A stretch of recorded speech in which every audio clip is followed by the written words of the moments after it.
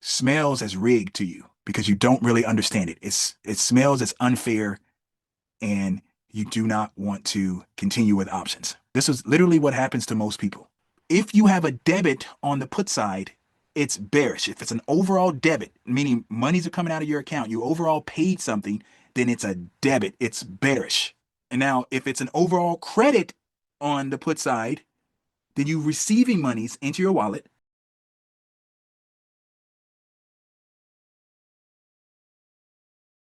You need to know these 10 basic option strategies because if you know them, you'll be able to know everything else that people come up with out there because they're just deviations from these 10 basic option strategies. Literally, everything else is just a deviation. We like to talk about here at Dorian Trader 3 pillars of the basis of options.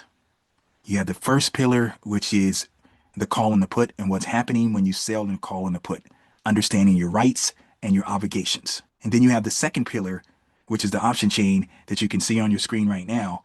This is important to understand an option chain because it indicates if you're in the money, out of the money, your delta, where you can buy at, where you can sell at, your strikes, things like that. Understanding how to navigate the option chain is imperative. It's super, super important. And then obviously the third pillar is understanding the basic option strategies.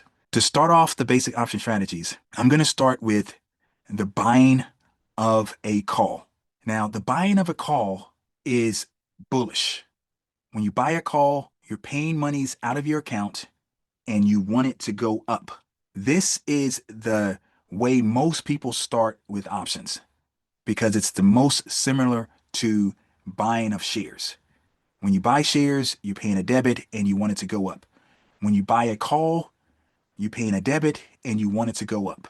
But what differentiates a buying of a call from buying of shares is what is called time decay. It's an expiration. If your shares that you buy do nothing, then you're not going to lose any value. If the call you purchase does nothing, then you're going to lose value because of time decay. As it gets closer to expiration, it's going to lose value if it does nothing. And most of the time, it's going to lose value even if it goes in your direction. If it doesn't go in the direction that you want, which is bullish when you buy a call, if it doesn't go in that direction fast enough, if it doesn't supersede the decay, the theta that happens that's going away, then you're still going to lose. But this is what most people start with, and this is how most people get discouraged with options right away because they do not understand that decay part we just talked about. It's super frustrating to buy a call and you get your underlining, the stock that you bought that call on, to go up, and then you still lose money. If you're a beginner to options, that smells as rigged to you because you don't really understand it. It smells as unfair, and you do not want to continue with options. This is literally what happens to most people, and it's probably happened to a lot of you guys on the call, and you were just fortunate to be able to stay involved with options or hear someone say something about selling or whatever the case may be. Or you got lucky when you first did a call, like some of you probably in 2021, 2020, and buying calls and everything that you did, at least in 2020, everything that you bought went up. And so when you started losing on those calls, you said, okay, well, it must be something here with these options though, because I did make a lot at one point.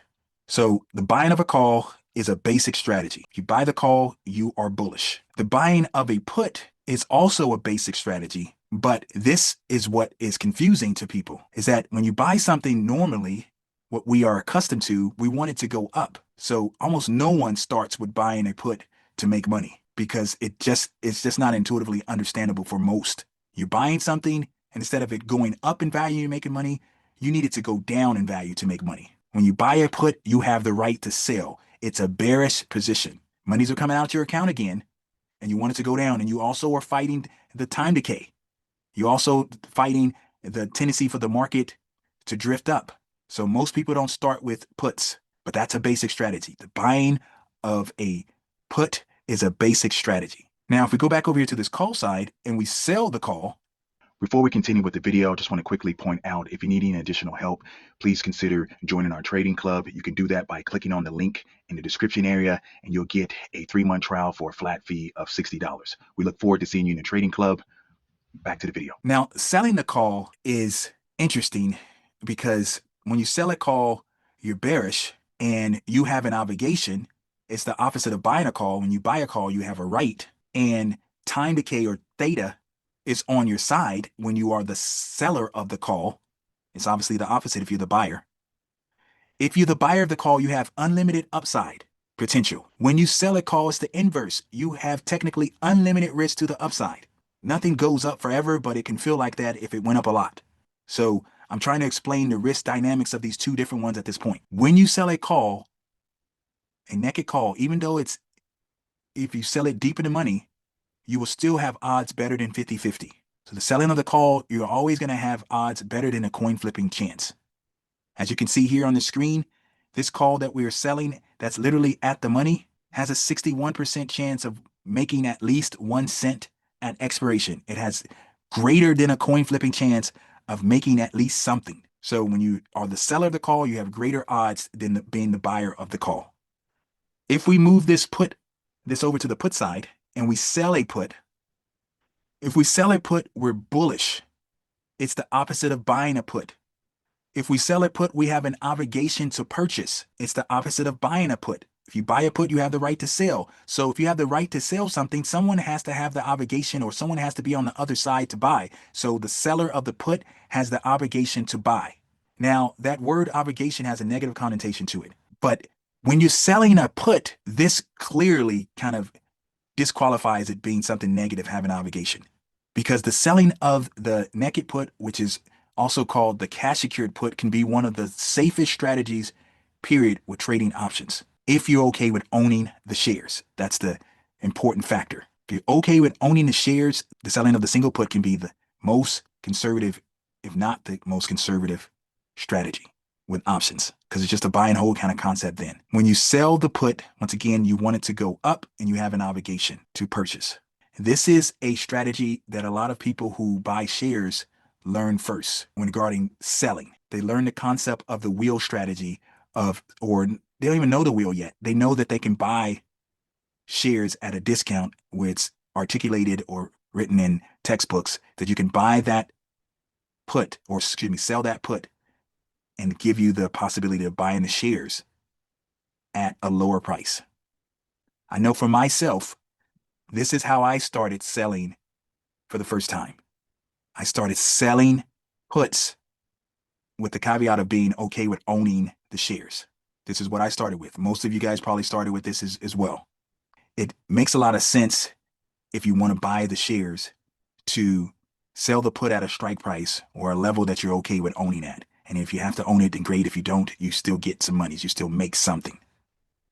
All right. So the next kind of basic strategy, you guys, is buying of a call spread. And I'm just going to do a 5-point wide call spread here.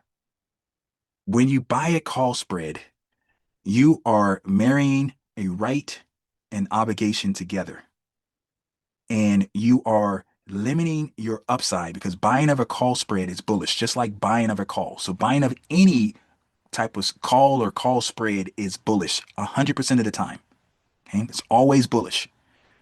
And so if you buy a basic call spread, and I'm just showing a 5-point wide here, then the value of the call spread is $500, because you take the width of the spread, the 650 and the 655, and you times it by 100, because each point equals 100 when you're dealing with options on stock. But you have to pay something for this spread. So you're not going to get the complete total value, because you have to pay for something, you have to offset it. So in this case, you're paying 287. And so your max loss then here is 287, which is the amount you're paying. And your max gain, the most you can make, is 213 here.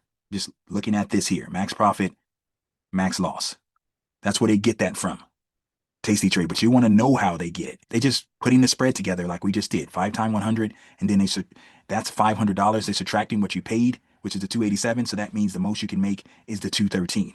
Basic call spread, being bullish, having a right and an obligation, but the right supersedes the obligation. The right is more important than the obligation when you're buying a call spread. It's the opposite. Everything's the same except the right and obligation and your max loss and your max profit flip when you're selling the call spread. Okay? If we did the same thing here, everything just flips. This is still worth $500. 5 times 100 is $500. But now you're receiving at 287, and so that's the most you can make. So the most you can lose on this example now then is 213. It's the opposite. When you sell a call, it's always bearish. When you sell a call spread or any type of spread that you sell on the call side, it's 100% of the time bearish. It's no exceptions. It's always bearish if you have a net credit on the call side. Okay, and net credit, if you're selling, if you're just dealing with calls, a call spread, call certain type of spreads, a single call, if you have a net credit, it's bearish, then you want it to go down.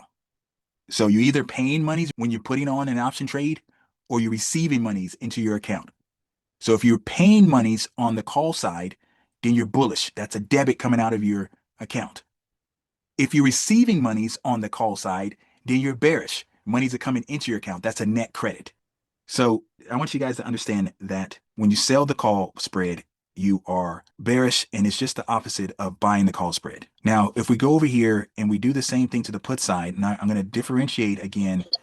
If you buy a put spread, it is bearish. You want it to go down.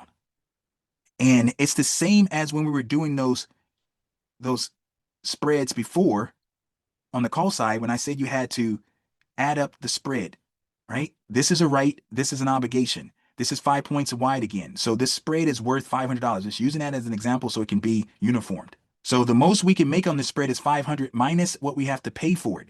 So we have to pay $166 to be able to control, to have the right to sell this spread with 39 days to go. So the most we can make after what we paid is $335.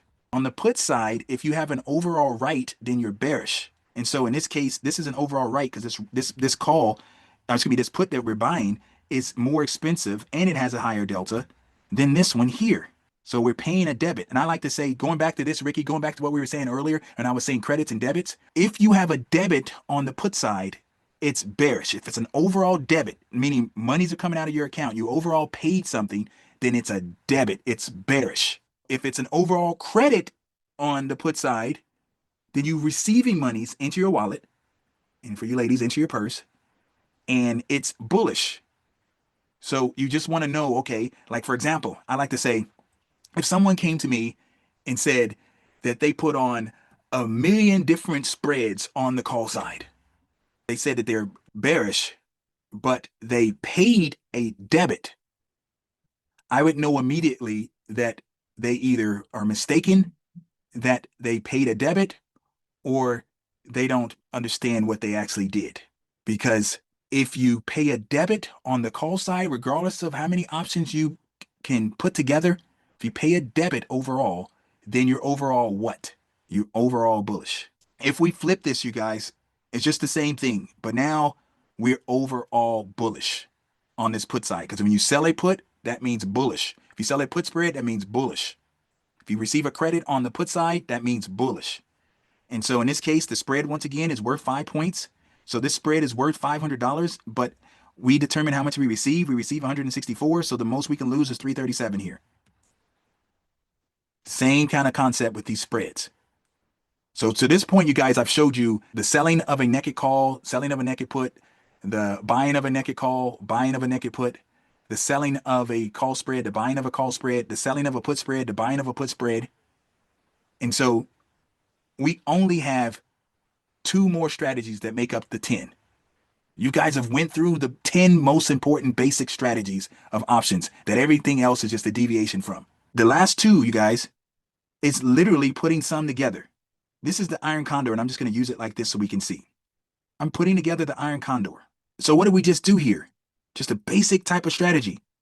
We sold a put spread and we sold a call spread. This is bullish. And then when we sell the call spread, that is bearish. So when you're doing an Iron Condor, you're doing something that is bullish and you're doing something that is bearish simultaneously at the same time. So that means you are neutral. It's inherently neutral. A Iron Condor. All Iron Condors are inherently neutral. You want it to stay in between your short strikes. That's the 645 on the put side and the 653 on the call side. If it does that, that's where you win. So this is the trade here. This is the at the money. This is our win zone. Basically, if it stays in between these two things, we win. If it goes down too much in this direction, we can lose on an Iron Condor. If it goes down to this much, this is going to go up this way too much, we can lose. We stop losing at the call that we purchase because that's the spread on the call side, and we stop losing on the put side on the put that we purchase because that's the put spread. So this is an Iron Condor. It's a limit to how much you can lose to the downside. You don't have risk all the way to zero, and it's a limit that you can lose to the upside. You don't have theoretically unlimited risk to the upside. That's an Iron Condor. We do these a lot here at Dorian Trader. It's just a basic strategy, inherently neutral. Now, when we remove the legs, when we remove the leg that we bought on the call side, and we remove the leg that we bought on the put side, this creates the last basic strategy, the number 10. This is a strangle. A strangle is exactly like a Iron Condor, except it has risks all the way to zero and technically unlimited risk to the upside.